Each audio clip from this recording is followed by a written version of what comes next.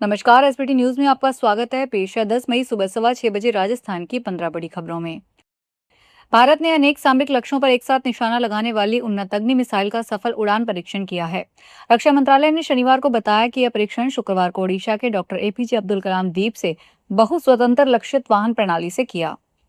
यह उड़ान परीक्षण अनेक पेलोड के साथ किया गया, जिन्हें हिंद महासागर क्षेत्र में विस्तृत भौगोलिक क्षेत्र में स्थानिक रूप से फैले विभिन्न लक्ष्यों पर निर्देशित किया गया था। राजस्थान में इन दिनों यूथ कांग्रेस की चुनाव प्रक्रिया चल रही है। इस चुनाव के जरिए राजस्थान यूथ कांग्रेस की कार्यकारिणी का गठन किया जाएगा। ब्लॉक से लेकर प्रदेश स्तर तक की कार्यकारिणी का चयन इस प्रक्रिया से होगा। राजस्थान यूथ कांग्रेस की कमान अब किसके हाथ जाएगी, इसका भविष्य भी इसी चुनाव प्रक्रिया के जरिए होना तय है। चुनाव प्रक्रिया में इस बार बदलाव हुए हैं। यूथ कांग्रेस की मेंबरशिप फीस 50 से बढ़ाकर 75 कर दी गई है, जो कि यूथ कांग्रेस के लिए फंड जुटाने का भी जरिए साबित हो रही है।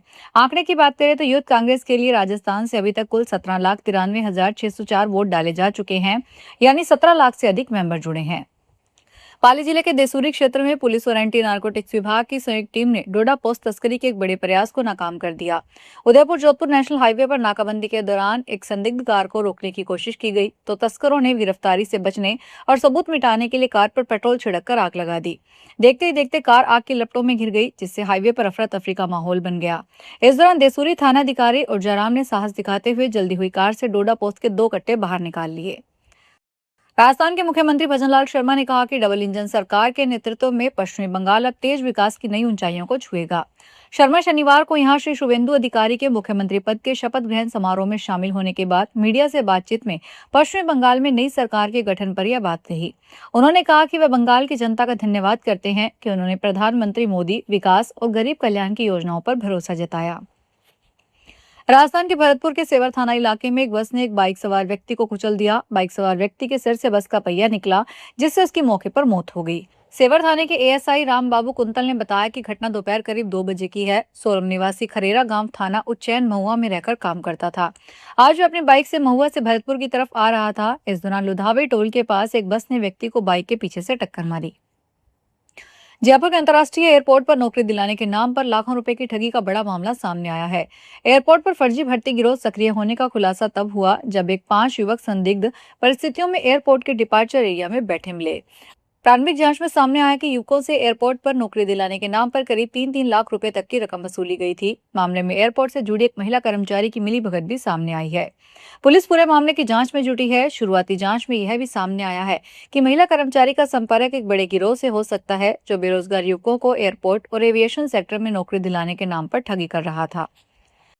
राजस्थान के कृषि मंत्री डॉक्टर किरोड़ी लाल मीणा ने राज्य सरकार की अनुशंसा पर राजस्थान लोक सेवा आयोग के पुलिस उप निरीक्षक भर्ती 2021 को रद्द करने के फैसले का स्वागत किया है।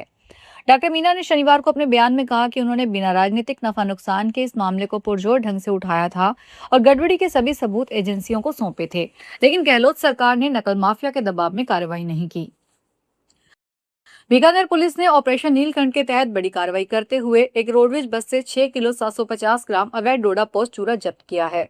यह कार्रवाई नोखा पुलिस थाना क्षेत्र में की गई, जहां एनडीपीसी एक्ट के तहत मामला दर्ज करके अज्ञात आरोपी की तलाश शुरू कर दी गई। थानाधिकारी अरविंद भारद्वाज ने बताया कि पुलिस को राजस्थान पथ परिवहन निगम के Vidyadhar Nagar depot bus conductor श्रवण प्रजापत और चालक जगदीश सिंह ने सूचना दी थी। उन्होंने बताया कि बस में किसी अज्ञात व्यक्ति द्वारा मादक पदार्थ डोडा पोस्ट चूरा रखा गया था। राजधानी में कबूतरों को दाना खिलाने से फैल रही गंदगी और स्वास्थ्य संबंधी खतरे का मुद्दा विभागों के बीच जिम्मेदारी तय करने की लड़ाई बनता नजर आ रहा है। राष्ट्रीय हरित अधिकरण में सुनवाई के दौरान लोक निर्माण विभाग ने साफ कह दिया है कि कबूतरों की गंदगी, फुटपाथों की सफाई और अवैध दाना विक्रेताओं पर कार्रवाई उसकी जिम्मेदारी नहीं है। दरअसल याचिकाकर्ताओं ने एनजीटी में याचिका दाखिल कर आरोप लगाया था कि सार्वजनिक स्थानों पर बड़े पैमाने पर कबूतरों को दाना खिलाने से गंदगी फैल रही है और लोगों के स्वास्थ्य पर भी असर पड़ रहा है। राजस्थान में धौलपुर के जिला परिवहन और सड़क सुरक्षा विभाग ने फिटनेस विहीन और नियमों का उल्लंघन करने वाली निजी स्कूल की बाल वाहिनी बसों के खिलाफ कार्रवाई करते हुए 4 बसों को सीज किया, जबकि 2 अन्य बाल वाहिनियों के खिलाफ कार्रवाई की है। परिवहन विभाग ने अभिभावकों से आग्रह किया है कि वे अपने बच्चों को केवल उन्हीं स्कूल वाहनों में भेजें जिनकी फिटनेस और सुरक्षा मानक पूरे हों। बाड़मेर में लोक अदालत में 72 साल के बुजुर्ग किसान के लोन का सेटलमेंट हुआ। उन्हें 3.5 लाख की जगह 1,20,000 रुपए भरवाकर लोन बंद करवा दिया। किसान की तरफ से ये रुपए उनके रिश्तेदारों और ग्रामीणों ने भरे। लोन माफ हुआ तो बुजुर्ग किसान की आंखों में आंसू आ गए। उन्होंने हाथ जोड़कर पैर पकड़कर धन्यवाद करना चाहा तो जज ने उनके हाथ पकड़ लिए। किसान के एक बेटे की मौत हो चुकी है, जबकि दूसरा बीमार है। वकील पुरुषोत्तम सोलंकी ने बताया कि शनिवार को बाड़मेर में लोक अदालत का आयोजन किया गया था। सेशन न्यायाधीश अजिताभ शर्मा ने सेटलमेंट के आदेश जारी किए।